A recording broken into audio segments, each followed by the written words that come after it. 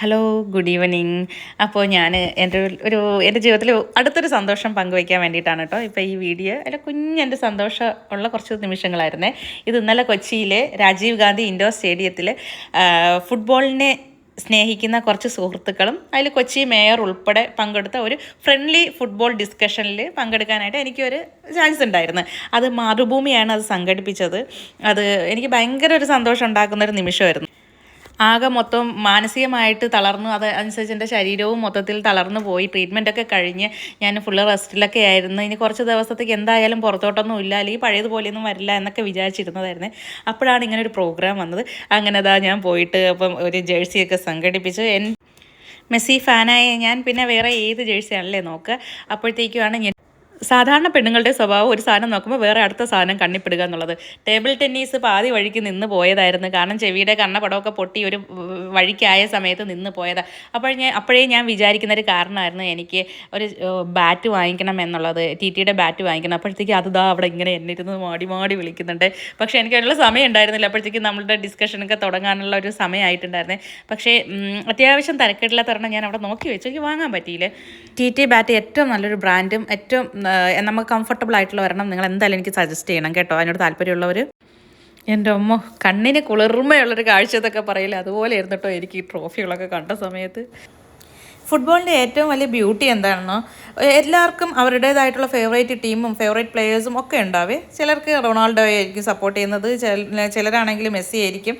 പക്ഷേ അവസാനം നമ്മളെല്ലാവരെയും ഒരുമിപ്പിക്കുന്നത് ഫുട്ബോളിനുള്ള ഒരു സ്നേഹം തന്നെയാണ്. അങ്ങനെ ഓരോരുത്തരായിട്ട് വന്നു. മാതൃഭൂമിയിൽ നിന്ന് സിറാജിക്ക്, നമ്മൾ മേയർ ചേച്ചി ഉണ്ടായിരുന്നു, സീരിയൽ ആക്ട്രസ് ബിന്ദു എന്ന് പറയുന്ന പുള്ളിക്കാരി ഉണ്ടായിരുന്നു. അങ്ങനെ ഈ ഡിസ്കഷനിൽ അഭിപ്രായങ്ങൾ പലർക്കും വ്യത്യസ്തമായിരുന്നെങ്കിലും എല്ലാവരും പരസ്പരം റെസ്പെക്റ്റ് ചെയ്തുകൊണ്ട് ഫുട്ബോളിനെ സെലിബ്രേറ്റ് ചെയ്തതായിരുന്നു കേട്ടോ എനിക്ക് ഏറ്റവും ഇഷ്ടപ്പെട്ടത്. ഗ്രൗണ്ടിലോട്ട് ചെല്ലുമ്പോൾ തന്നെ എന്തൊരു ആവേശമായിരുന്നു എന്നറിയോ. ഇങ്ങനെയൊക്കെയുള്ള ഡിസ്കഷൻസൊക്കെ നമ്മൾ കൂടുതൽ കണക്ട് ചെയ്യുകയും ഈ സ്പോർട്സ്മാൻഷിപ്പിൻ്റെയൊക്കെ യഥാർത്ഥ മീനിങ് മനസ്സിലാക്കാൻ സഹായിക്കുകയൊക്കെ ചെയ്യുന്നു എനിക്ക് മനസ്സിലായിട്ടോ.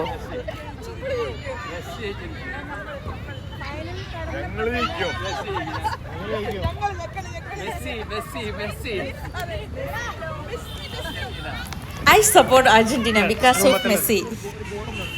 Messi is not just a football player. He is an inspiration. അദ്ദേഹത്തിൻ്റെ ടാലൻറ്റും ഹാർഡ് വർക്കും ഡിസിപ്ലിനും പൊളൈറ്റ്നെസ്സും ഹ്യൂമിലിറ്റിയും ടീമിനോടുള്ള ഡെഡിക്കേഷനും അതെല്ലാം ഒറ്റ ഒരാളിൽ കാണണമെങ്കിൽ അത് മെസ്സി തന്നെയാണ്. ഒരു കംപ്ലീറ്റ് സ്പോർട്സ്മാനാണ് അദ്ദേഹം.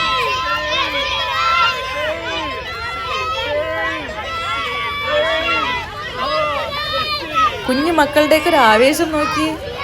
2022 വേൾഡ് കപ്പ് അർജൻറ്റീന നേടിയപ്പോൾ അത് മെസ്സിയുടെ ഡ്രീം മാത്രമല്ലായിരുന്നു, ലോകമെമ്പാടുമുള്ള മില്യൺസ് ഓഫ് മെസ്സി ഫാൻസിൻ്റെ ഒരു ഡ്രീം കൂടിയായിരുന്നു അല്ലേ.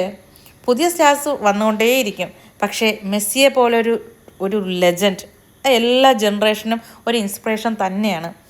I am proud of Messi fan. I support Argentina because of Messi.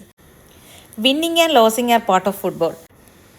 But the respect he has earned through his dedication and sportsmanship is something truly special. A true fan always stands with their team. Once again, thank you everyone who made yesterday's discussion so memorable. And yes, I am always a proud Messi fan and a proud Argentina supporter. Thank you very much. One more thing, ആരാണ് ജയിക്കണത് എന്നുകൂടി ഒന്നുകൂടി ഒന്ന് പറയാമോ? നമുക്ക് നോക്കാമല്ലോ ആരുടെ ദീർഘവീക്ഷണമാണ് correct എന്നുള്ളത്.